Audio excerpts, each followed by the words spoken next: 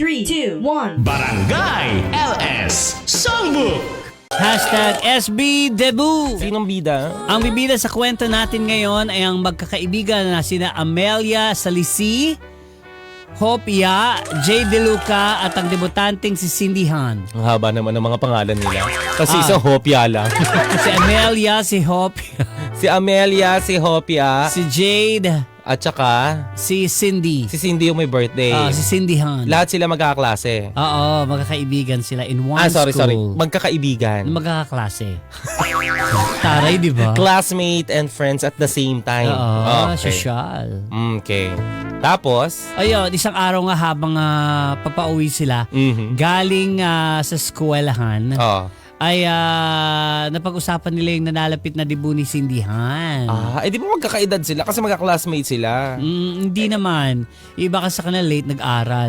Yung iba irregular. Yung iba, syamad. Masyado matanda na para maging classmate nila. Oo. Kumbaga bumalik-balik lang. Oo. Sa maraming dahilan. Pero si Cindy talaga yung mag-18. Yes, oo. Okay. Anong month ang birthday ni Cindy? February? February. Anong Yes. month yan nangyari? Ang pag-uusap na yan. Last year.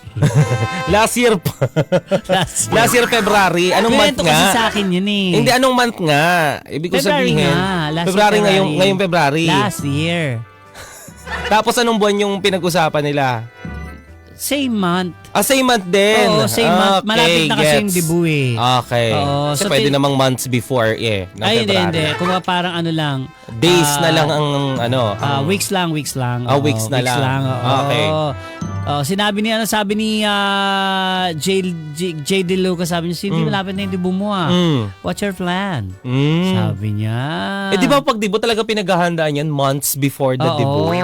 Ibig sabihin walang debut, walang pinaghandaan si Cindy kasi tatanungin pa lang siya ni Jade. Hindi kasi nga parang matagal na yung tawag dito yung preparation, pero sila Wala silang alam. yung araw pa lang ini-invite.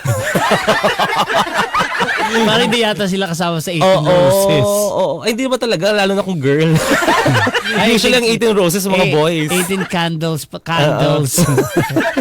Baka nga, syempre, marami. May mga Pero priorities. nakaka-hurt, no? Oo. Lalo na kung close friend. Oo. Ang tanong nga si Jay De Luca. Oo, sabi nga niya, malapit na yung birthday mo. Debut mo, anong mga plano?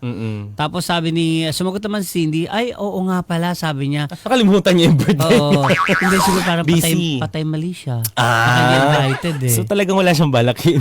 Siguro parang mga lang mga talaga. classmates niya. Ano nangyari? Ay, oo nga pala, sabi niya, malapit na nga. Sabi niya, don't worry, sabi niya, you're invited. Ay naman pala eh. Sabi niya, what our friends are for. Wow. Sabi niya. Ilan ba sila? 4. Perfect. Bagay sa kanila yung song. Tapos nagtanong si Hopia. Sabi niya, ano naman ang sabi niya, anong motive ng ng kulay ng isusuot. Sabi niya, di ba may mga motive yan? Sabi niya, baka mahirap naman. Sabi niya. ang luma ng term na motive. Anong tama? Theme.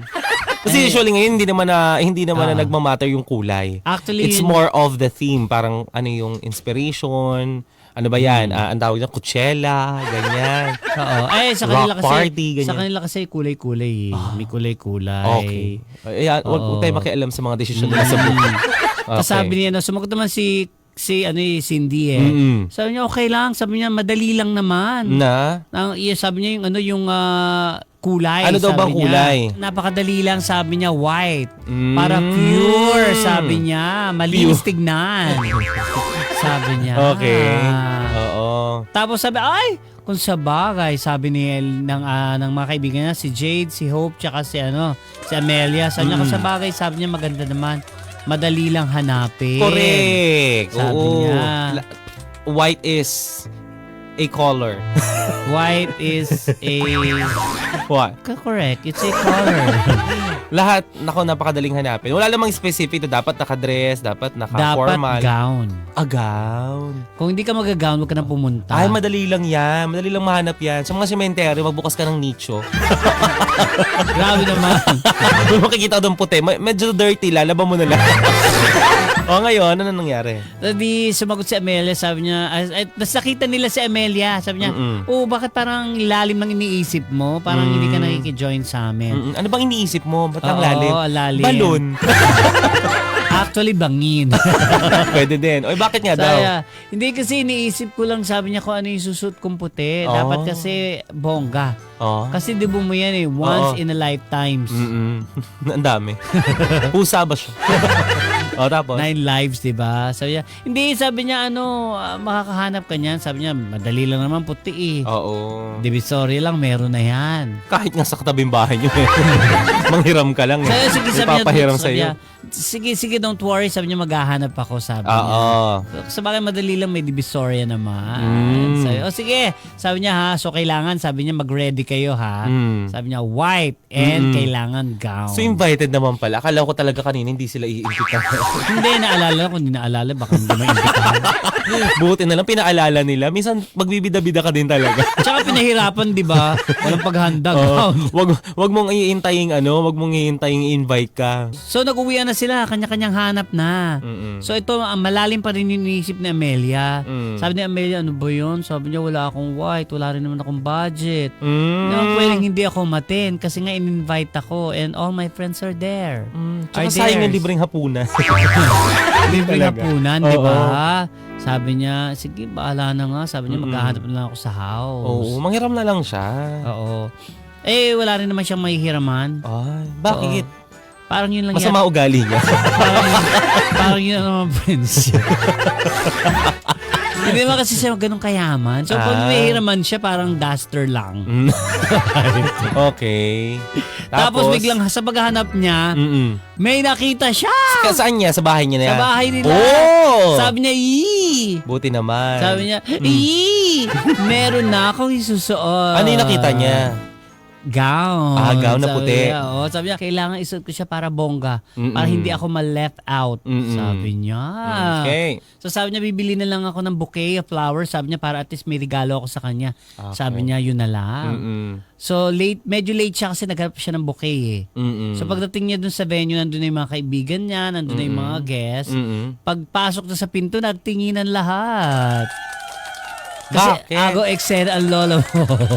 Bakit? Kasi ang suot niya yung pinang wedding nanay niya. Why not? Diba? Tapos, dahil nga nilagay niya may accessories, meron siyang belo. Kasi dala siyang bouquet. Dala niya pa yung lagayan ng aras.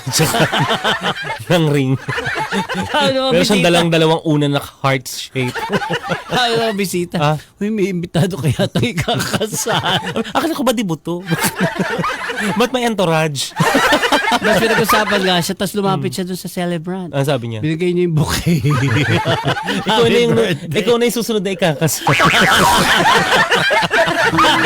Barangay LS 97.1 Forever